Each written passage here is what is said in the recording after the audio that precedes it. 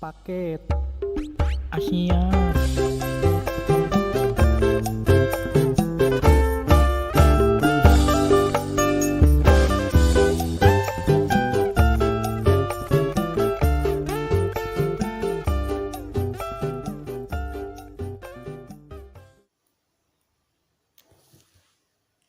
Assalamualaikum warahmatullahi wabarakatuh. Perkenalkan, nama saya Salsabila Mista Dewi dengan NIM 2017-210-566. Di sini saya akan presentasikan tentang pengertian komunikasi bisnis lintas budaya. Bagi para pelaku bisnis, pemahaman yang baik terhadap budaya suatu daerah, wilayah atau negara menjadi sangat penting artinya bagi pencapaian tujuan organisasi bisnis. Secara sederhana, komunikasi bisnis lintas budaya adalah komunikasi yang digunakan secara verbal maupun nonverbal dengan memperhatikan faktor-faktor budaya dari suatu daerah, wilayah, ataupun negara. Baik, Indonesia adalah sebagai salah satu negara yang sangat kaya dengan aneka ragam budaya, merupakan salah satu contoh yang sangat berharga bagi para pelaku bisnis dalam menerapkan komunikasi bisnis lintas budaya. Sebagaimana yang diketahui, setiap daerah di Indonesia pastinya memiliki kekhasan budaya yang tidak dimiliki oleh daerah lainnya, seperti sebagaimana seseorang berkomunikasi dengan orang lain, bagaimana seseorang untuk menghargai orang lain, bagaimana mereka memanfaatkan waktu yang ada, dan bagaimana mereka bekerja, bagaimana mereka meyakini atau mempercayai sesuatu yang telah turun-temurun dari nenek moyang mereka, dan bagaimana mereka berpakaian, dan bagaimana mereka memperlakukan suatu produk. Pentingnya komunikasi bisnis lintas budaya. Sudah saatnya nih para pengambil keputusan, khususnya manajemen puncak, mengantisipasi era perdagangan bebas dan globalisasi sejak dini. Era yang ditandai dengan semakin meluasnya berbagai produk dan jasa, termasuk teknologi komunikasi ini, menyebabkan pertukaran informasi dari suatu negara ke negara lain tidak ada sekat yang membatasi wilayah ruang negara tersebut. Contohnya makanan cepat saji dan minuman ringan. Melihat dari perkembangan atau tren yang ada, sangat penting bagi pelaku bisnis untuk menjaga yang namanya harmonisasi bisnis di antara mereka. Assalamualaikum warahmatullahi wabarakatuh. Saya Sintara Dekamelia, NIM 2018-210062. Saya akan melanjutkan presentasi dari rekan saya dan saya akan membahas tentang memahami budaya dan perbedaannya. Nah, yang pertama yaitu ada definisi dari budaya itu sendiri. Menurut Housefit, budaya itu diartikan sebagai pemrograman kolektif atas pikiran yang membedakan anggota-anggota suatu kategori dari kategori yang lainnya. Sedangkan menurut Buff dan Thiel, budaya adalah sistem sharing atas simbol-simbol kepercayaan, sikap, nilai-nilai, harapan, dan norma-norma untuk berperilaku dalam kehidupan kita. Nah, dalam hal ini, semua anggota dalam budaya memiliki asumsi-asumsi tersebut. Sedangkan menurut Mulvey dan Hildebrand, budaya diartikan sebagai tipikal karakteristik perilaku dalam suatu kelompok. Pengertian tersebut juga mengindikasi bahwa komunikasi verbal dan nonverbal suatu kelompok juga merupakan tipikal dari kelompok tersebut dan cenderung unik dan berbeda dengan yang lainnya. Dan selanjutnya yaitu ada tingkatan budaya. Menurut Mulvey dan Hildebrand, dalam dunia praktis terdapat 3 tingkatan budaya. Yang pertama yaitu formal. Budaya pada tingkatan formal merupakan sebuah tradisi atau suatu kebiasaan yang dilakukan oleh suatu masyarakat yang secara turun-temurun dari satu ke generasi berikutnya, dan hal itu bersifat formal atau resmi. Dan yang kedua yaitu informal. Pada tingkatan ini budaya itu lebih banyak diteruskan oleh masyarakat dari generasi ke generasi berikutnya melalui apa yang mereka dengar, yang dipakai atau yang digunakan, dan apa yang mereka lakukan tanpa diketahui alasannya mengapa hal itu dilakukan. Dan yang ketiga yaitu ada teknis. Pada tingkatan ini, bukti-bukti dan aturan-aturan merupakan hal yang terpenting. Terdapat suatu penjelasan yang logis mengapa sesuatu harus dilakukan dari yang lain dan tidak boleh dilakukan. Dan selanjutnya yaitu mengenal perbedaan budaya. Yang pertama, dalam mengenal perbedaan budaya itu ada nilai-nilai sosial. Secara umum, orang-orang Amerika berpandangan bahwa ungkapan dapat mengatasi berbagai masalah. Kekayaan yang diperoleh dari usahanya sendiri merupakan sinyal superioritas, dan orang-orang yang bekerja keras lebih baik daripada tidak bekerja keras. Mereka juga benci terhadap kemiskinan dan menghargai kerja keras. Sedangkan di Indonesia, khususnya orang-orang yang tinggal di daerah pedesaan, memiliki nilai-nilai kebersamaan yang tinggi. Sementara ada kecenderungan bahwa nilai gotong royong mulai memudar di daerah perkotaan, seiring dengan semakin tingginya sifat dan sikap individualis. Dan yang kedua yaitu ada peran dan status budaya, yaitu menuntun peran yang akan dimainkan seseorang, termasuk dengan siapa dia akan berkomunikasi, dan apa yang mereka komunikasikan, dan dengan cara apa mereka berkomunikasi. Contohnya, di negara-negara yang sedang berkembang, peran wanita di dalam bisnis masih relatif rendah. Sementara di negara-negara maju seperti Amerika Serikat dan Eropa, peran wanita dalam dunia bisnis ini cukup tinggi dan begitu kuat. Begitu pula dengan konsep hal status, yang cara pandangan berbeda dengan negara satu dengan negara yang lain. Kebanyakan para status eksekutif di Amerika Serikat dilihat dari simbol-simbol yang bernuansa materialistik. Dan yang selanjutnya yaitu pengambilan keputusan. Di negara-negara maju seperti Amerika Serikat dan Kanada, para eksekutif selalu berupaya secepat dan seefisien mungkin dalam mengambil suatu keputusan penting. Umumnya, para manajer puncak berkaitan dengan satu keputusan pokok atau utama, sedangkan hal yang lebih rinci diserahkan kepada manajer yang berada di bawahnya. Lain halnya di Amerika Latin. Nah, sedangkan di Amerika Latin dan Jepang, proses pengambilan keputusan yang dilakukan oleh manajer puncak umumnya berjalan lambat dan selalu bertele-tele. Selanjutnya yaitu konsep waktu. Sebagian besar penduduk di negara maju mudah menyadari bahwa satu waktu itu sangat berharga. Untuk menghemat waktu, para eksekutif di Amerika Serikat dan Jerman membuat rencana bisnis secara efisien dan memusatkan perhatian pada tugas tertentu dalam periode tertentu juga. Oleh karena itu, sangatlah terbatas dalam berkomunikasi. Mereka cenderung langsung menuju pada pokok, alias to the point, dan mereka berkomunikasi dengan sangat cepat. Hal ini berbeda dengan para eksekutif dari Amerika Latin dan Asia yang umumnya memandang waktu relatif lebih luas, lebih fleksibel, dan bisa dibilang mengentengkan waktu. Menurut mereka, menciptakan dasar-dasar hubungan bisnis lebih penting daripada sekedar dapat menyelesaikan sebuah pekerjaan. Dan yang selanjutnya itu konsep jarak komunikasi. Nah, sebagaimana masalah waktu, menjaga jarak komunikasi juga berbeda untuk budaya yang berbeda. Ketika melakukan pembicaraan bisnis, para eksekutif di Amerika Serikat dan Kanada itu menjaga jarak sekitar 5 feet dari lawan bicara mereka. Namun, para eksekutif di Jerman atau di Jepang, jarak komunikasi tersebut dirasakan kurang dekat. Sementara itu, para eksekutif dari negara Timur Tengah mempunyai kecenderungan untuk melakukan pembicaraan bisnis dengan jarak komunikasi yang relatif dekat.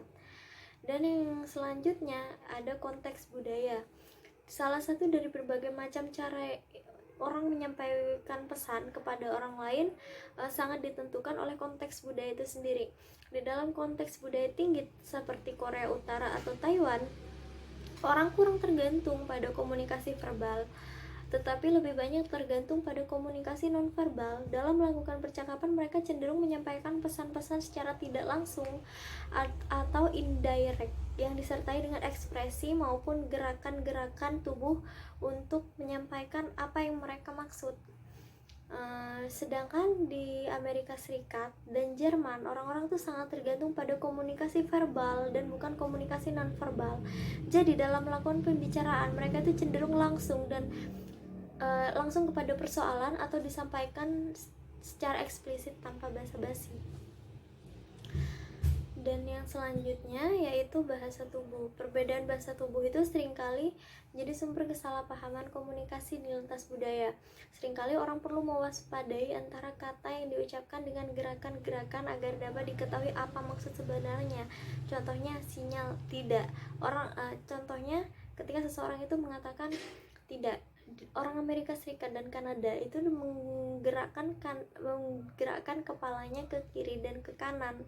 Namun orang Bulgaria dengan menganggukkan kepala ke atas dan ke bawah atau membungkukkan badan yang dilakukan orang Jepang. Nah, itu dipandang oleh orang Amerika Serikat sebagai sikap menjilat. Bentuk bahasa tubuh lainnya adalah kontak mata. Mata adalah salah satu bagian tubuh yang sangat ekspresif. Orang-orang Mediterania menggunakan mata sebagai tujuan antara lain membelalakan mata atau menyatakan kemarahan. Nah, mata berkedip menyatakan persekongkolan, bulu mata bergetar memperkuat rayuan. Jadi setiap negara itu memiliki sinyal atau kode masing-masing dalam setiap gerakan tubuh mereka dan tidak bisa disamakan. Dan yang selanjutnya yaitu perilaku sosial. Apa yang dianggap sopan di suatu negara bisa jadi dianggap kurang sopan di negara lain. Contohnya, kayak di negara-negara Arab memberikan suatu hadiah kepada istri orang lain dianggap tidak sopan. Namun tidak demikian jika diberikan kepada anak-anaknya. Terus yang berikutnya yaitu ada perilaku etis. Perilaku yang etis dan tidak etis antar negara pun ini bisa berbeda. Di beberapa negara, perusahaan diharapkan membayar sejumlah secara resmi untuk persetujuan kontrak pemerintah. Pembayaran tersebut dianggap sebagai hal yang rutin, namun di negara Amerika Serikat dan Swedia, hal tersebut dikategorikan sebagai bentuk suap dan tidak etis serta ilegal. Berikutnya yaitu ada perbedaan budaya perusahaan. Budaya organisasi adalah cara perusahaan dalam melaksanakan sesuatu. Dengan kata lain, budaya organisasi mempengaruhi cara orang itu bereaksi dengan orang lain. Ia juga dapat melihat bagaimana pekerja melakukan tugasnya, bagaimana mereka menafsirkan dan bereaksi satu sama lainnya, dan bagaimana mereka itu memandang terhadap sebuah perubahan. Saat ini banyak perubahan di Amerika Serikat mencoba membuat aliansi strategis dengan perusahaan asing dan sebagian mengalami kegagalan. Salah satu alasan kegagalannya yaitu adalah pertentangan budaya antar satu perusahaan dengan perusahaan yang lainnya. Sekian dari saya, itu yang bisa saya jelaskan. Selanjutnya akan dilanjutkan oleh rekan saya. Terima kasih. Assalamualaikum warahmatullahi wabarakatuh. Terima kasih atas kesempatannya. Perkenalkan, nama saya Nadia Hasani dengan NIM 2018-210262. Jadi di sini saya akan melanjutkan presentasi dari rekan saya, yaitu komponen budaya. Budaya mencakup berbagai aspek kehidupan manusia, terutama yang berkaitan dengan dimensi hubungan antara manusia. Meskipun bentuk dari setiap komponen budaya dapat berbeda-beda dari suatu tempat ke tempat yang lainnya. Menurut Lehman, Hünster, dan Beatty, tiap elemen terbangun oleh beberapa komponen utamanya, yaitu nilai-nilai, baik atau buruk, diterima atau ditolak, norma-norma, tertulis atau tidak tertulis, simbol-simbol, warna logo suatu perusahaan, bahasa, dan pengetahuan. Lalu menurut Michel, komponen budaya mencakup antara lain seperti bahasa, kepercayaan atau keyakinan, sopan santun, adat istiadat, seni, pendidikan, humor, dan organisasi sosial. Sementara itu, menurut Kateora, budaya memiliki 5 elemen diantaranya. Yang pertama, ada budaya material atau material kultur. Dibedakan ke dalam 2 bagian, yaitu teknologi dan ekonomi. Teknologi mencakup teknik atau cara yang digunakan untuk mengubah atau membentuk material menjadi suatu produk yang dapat berguna bagi masyarakat pada umumnya. Penduduk di negara-negara yang sudah maju dan mempunyai teknologi yang tinggi, contohnya seperti Amerika, Jepang, dan Jerman, akan lebih mudah mengadopsi teknologi baru daripada penduduk di negara dengan tingkat teknologi yang rendah. Ekonomi dalam hal ini dimaksudkan sebagai suatu cara orang menggunakan segala kemampuannya untuk menghasilkan sesuatu yang bermanfaat bagi dirinya maupun orang lain. Termasuk juga di dalamnya adalah segala bentuk kegiatan yang menghasilkan barang dan jasa, distribusi konsumsi, cara pertukaran, dan penghasilan yang diperoleh dari kegiatan kreasi.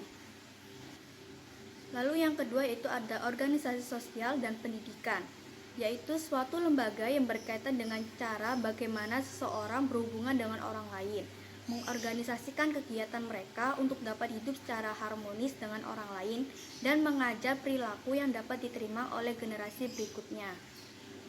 Kedudukan pria dan wanita dalam suatu masyarakat, keluarga, kelas sosial, dan kelompok umur dapat ditafsirkan secara berbeda-beda atau berlainan dalam setiap budaya, titik pada masa lalu dalam masyarakat tertentu. Contohnya, kaum wanita cenderung memiliki posisi yang relatif lemah daripada pria. Contohnya dalam hal menuntut pendidikan, kaum wanita mendapat perlakuan yang diskriminatif karena mereka dianggap tidak perlu bersekolah hingga jenjang yang tinggi dikarenakan nantinya mereka juga akan menjadi ibu rumah tangga. Namun seiring dengan perkembangan zaman, anggapan seperti itu sudah tidak berlaku lagi. Antara pria dan wanita itu sama-sama memiliki kedudukan yang seimbang dalam meniti karir dan pendidikan masing-masing. Lalu yang ketiga yaitu ada sistem kepercayaan atau keyakinan. Yang dianut oleh masyarakat akan berpengaruh terhadap sistem nilai yang ada di masyarakat tersebut. Keyakinan yang dianut oleh suatu masyarakat juga akan mempengaruhi kebiasaan-kebiasaan mereka, bagaimana mereka memandang hidup dan kehidupan ini, jenis produk yang mereka konsumsi, dan cara bagaimana mereka membeli suatu produk. Bahkan juga jenis pakaian yang dikenakan, jenis makanan yang dikonsumsi, dan bacaan yang dibaca setiap harinya. Sebenarnya juga tidak lepas dari pengaruh yang kuat atau keyakinan atas kepercayaan yang dianut oleh seseorang. Yang keempat yaitu ada estetika. Estetika yaitu berkaitan dengan seni, dongeng, hikayat, musik, drama, dan tari-tarian. Nilai-nilai estetika yang ditunjukkan masyarakat dalam berbagai peran tentunya perlu dipahami secara benar dan betul agar pesan yang disampaikan mencapai sasaran secara efektif.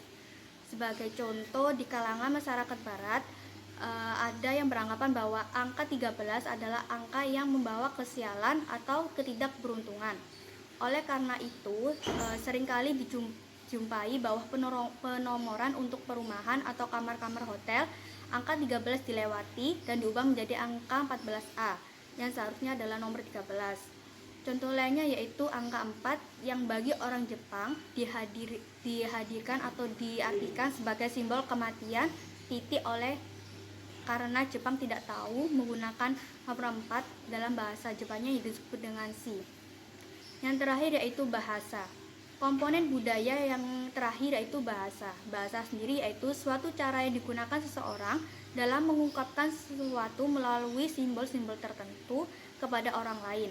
Bahasa juga merupakan salah satu komponen budaya yang paling sulit dipahami. Meskipun demikian, bahasa sangatlah penting untuk dipelajari dan dipahami dengan benar, sehingga melalui bahasa orang dapat memperoleh empati dan simpati dari orang lain. Untuk dapat memahami bahasa asing secara baik dan benar diperlukan ketekunan, kesabaran, dan latihan yang cukup. Sekian dari saya, akan dilanjutkan oleh rekan saya. Terima kasih atas kesempatannya. Di sini saya akan melanjutkan presentasi dari rekan saya, yaitu tingkatan budaya. Menurut Murphy dan Hildenbrand, dalam dunia praktis terdapat 3 tingkatan budaya, yaitu formal, informal, dan teknis. Untuk yang formal, budaya pada tingkatan formal merupakan sebuah tradisi, suatu kebiasaan yang dilakukan oleh suatu masyarakat yang turun-temurun dari satu generasi ke generasi berikutnya, dan hal ini bersifat formal atau resmi. Dalam dunia pendidikan, tata bahasa Indonesia adalah termasuk salah satu budaya tingkat formal yang mempunyai suatu aturan yang bersifat formal dan terstruktur dari dulu hingga sekarang. Contohnya, sebuah kalimat sebaiknya terdiri dari subjek, predikat, dan objek. Dimensi waktu yang diukur dengan satuan tahun, bulan, minggu, hari, jam, menit, dan detik juga termasuk bagian dari budaya tingkat formal. Untuk yang kedua, informal. Jadi pada tingkatan ini, budaya lebih banyak diteruskan oleh suatu masyarakat dari generasi ke generasi berikutnya melalui apa yang didengar, dilihat, dipakai, atau digunakan dan dilakukan. tanpa diketahui alasannya mengapa hal itu dilakukan. Contohnya, mengapa seseorang bersedia dipanggil dengan nama julukan bukan nama aslinya. Jadi, hal tersebut dilakukan karena dia tahu teman-temannya biasa memanggil dengan nama julukan. Yang ketiga yaitu teknis. Pada tingkatan ini, bukti-bukti dan aturan-aturan merupakan hal yang terpenting. Terdapat suatu penjelasan yang logis mengapa suatu harus dilakukan dan yang lain tidak boleh dilakukan. Pada tingkat formal, pembelajaran dalam budaya mencakup pembelajaran pola perilakunya. Sedangkan pada tingkatan teknis, aturan-aturan disampaikan secara logis dan tepat. Seperti kapan suatu kegiatan tertentu dapat diprediksi waktunya secara tepat. Seperti kapan suatu kegiatan peluncuran roket bisa dimulai. Jadi pembelajaran secara teknis memiliki ketergantungan sangat tinggi pada orang yang mampu memberikan alasan-alasan yang logis bagi suatu tindakan tertentu.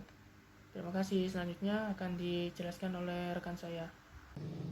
Baik, sebelumnya terima kasih atas kesempatannya. Perkenalkan, nama saya Dewi, NIM 2018-21039. Di sini saya akan melanjutkan penjelasan dari rekan saya sebelumnya, yaitu saya akan menjelaskan mengenai mengenal perbedaan budaya.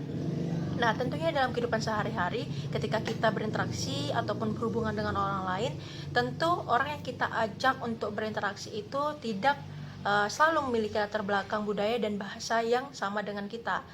Jadi bisa saja orang tersebut memiliki latar belakang budaya dan juga bahasa yang berbeda. Nah, tidak hanya latar belakang budaya dan bahasa yang berbeda, bisa jadi orang yang kita ajak berinteraksi itu juga memiliki perbedaan, yaitu dalam suku, kemudian juga dalam agama, atau juga dalam ras atau etnis, kemudian juga dalam pendidikan.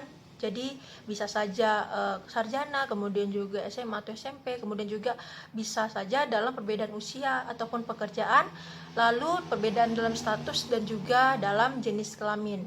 Nah, tentunya hal-hal tersebut atau perbedaan-perbedaan tersebut itu akan dapat mempengaruhi cara seseorang mengirim, kemudian menerima dan juga menafsirkan pesan-pesan yang disampaikan dari seorang kepada orang lain. Nah, kali ini saya akan menjelaskan kepada rekan-rekan mengenai perbedaan budaya yang dapat kita lihat, di mana terbagi menjadi 10 bagian. Yang pertama, saya akan menjelaskan kepada rekan-rekan mengenai nilai-nilai sosial. Nah, jadi nilai-nilai sosial ini jika saya bisa dapat jelaskan, yaitu dengan deskripsi, misalnya contohnya adalah di Amerika. Nah, jadi negara Amerika, orang-orang yang di sana atau warga ataupun masyarakat di Amerika sana, mereka menganggap bahwa uang itu sangat penting. Jadi uang ini itu dapat mengatasi berbagai masalah, dan di Amerika itu juga menganggap bahwa kerja keras itu sangat penting. Jadi orang-orang di sana itu sangat menghargai orang yang bekerja keras ketimbang orang yang tidak bekerja, seperti itu. Dan orang-orang di Amerika itu sangat benci terhadap kemiskinan. Oleh sebab itu mereka sangat menghargai yang namanya kerja keras. Nah, kalau misalnya di Indonesia itu berbeda dengan di Amerika. Kita bisa melihat bahwa di Indonesia di beberapa daerah ataupun di desa itu masih kental atau tinggi dalam nilai-nilai kebersamaan atau misalnya nilai-nilai gotong royong. Nah, sementara kalau misalnya kita bandingkan di perkotaan yang ada di Indonesia, itu nilai-nilai tersebut itu sudah memudar, dan makin kesini justru yang terlihat adalah sikap atau sifat individualisme. Baik, selanjutnya saya akan menjelaskan yang kedua, yaitu ada peran dan status. Jadi budaya menuntun peran yang akan dimainkan seseorang, termasuk siapa yang berkomunikasi dengan siapa. Jadi apa yang mereka komunikasikan dan juga dengan cara bagaimana mereka berkomunikasi. Nah, contoh misalnya di negara-negara yang sedang berkembang, peran wanita dalam dunia bisnis itu masih relatif rendah. Sementara jika kita lihat di negara-negara maju seperti Amerika Serikat dan juga Eropa, peran wanita di dunia bisnis itu sudah sangat kuat.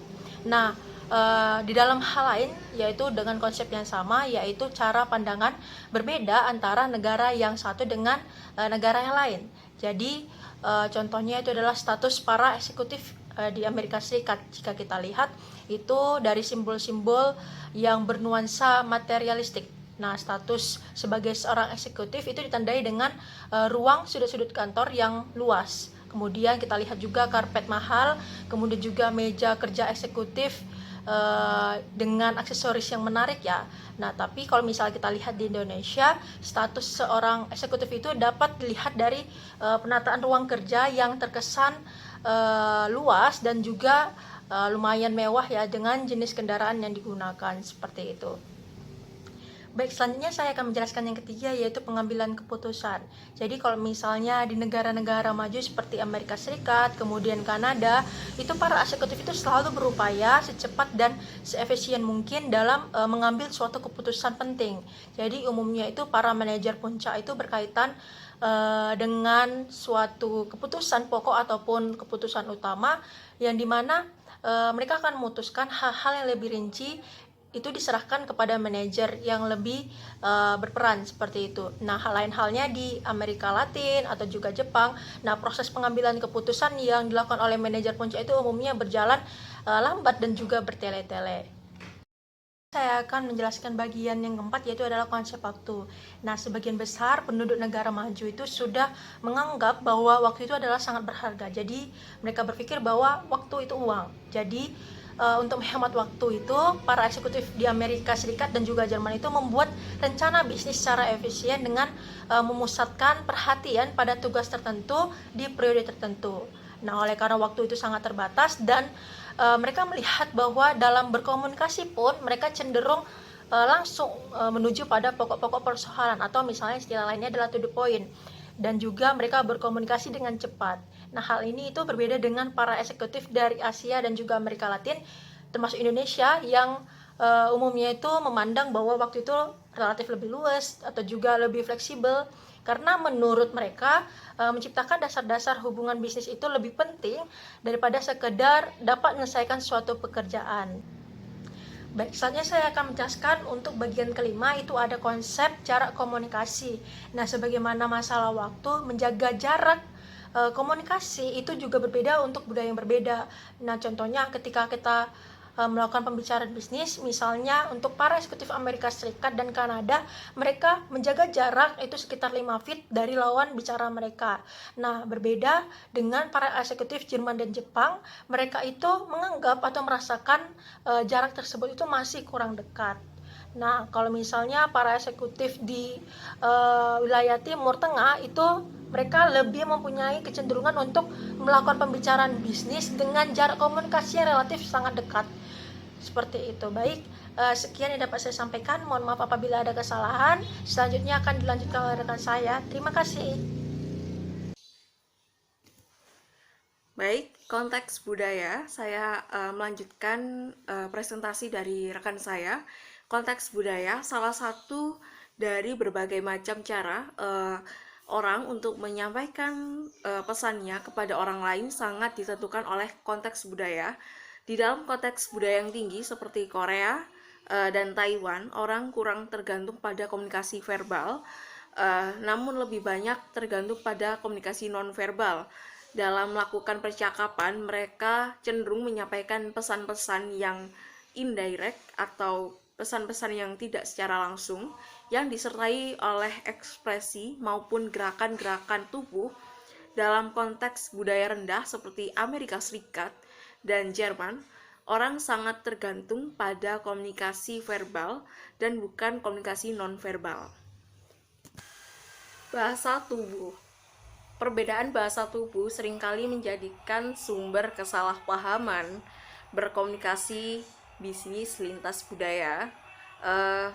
Seringkali orang perlu mewaspadai antara kata yang diucapkan dengan gerakan tubuh agar dapat diketahui apa maksud yang sebenarnya.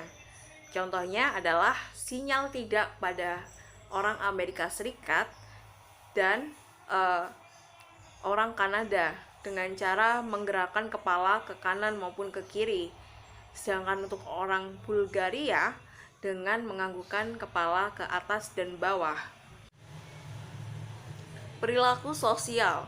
Apa yang dianggap sopan di suatu negara bisa jadi dianggap menjadi tidak sopan di negara lain. Sebagai contoh, di negara-negara Arab, memberikan sesuatu hadiah kepada istri orang lain dianggap tidak sopan. Namun apabila memberikan hadiah tersebut kepada anak-anaknya tidak mengapa. Perilaku etis dan tidak etis antar negara pun bisa menjadi berbeda. Di beberapa negara, perusahaan diharapkan membayar sejumlah uang secara resmi untuk persetujuan kontrak pemerintah.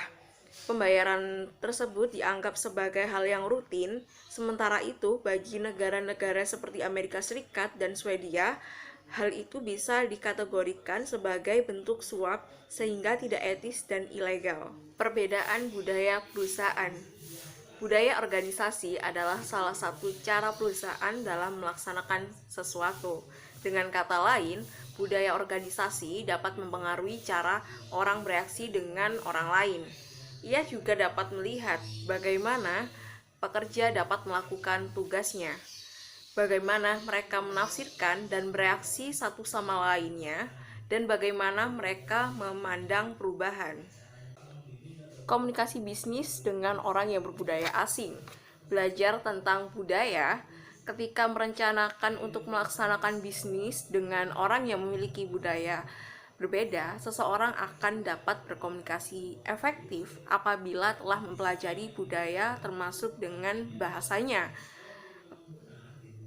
Lagi pula, ketika merencanakan untuk tinggal di negara lain, tentunya seseorang harus telah mempersiapkan bahasa yang harus dikuasainya. Contoh komunikasi bisnis lintas budaya. Di Spanyol, orang berjabat tangan paling lama sekitar 5 sampai dengan 7 ayunan. Apabila melepas jabatan tangan dengan segera, berarti tandanya adalah penolakan. Di Prancis, orang berjabat tangan cukup dengan hanya sekali ayunan atau gerakan. Contoh yang kedua adalah jangan memberi hadiah minuman beralkohol apabila di negara-negara Arab.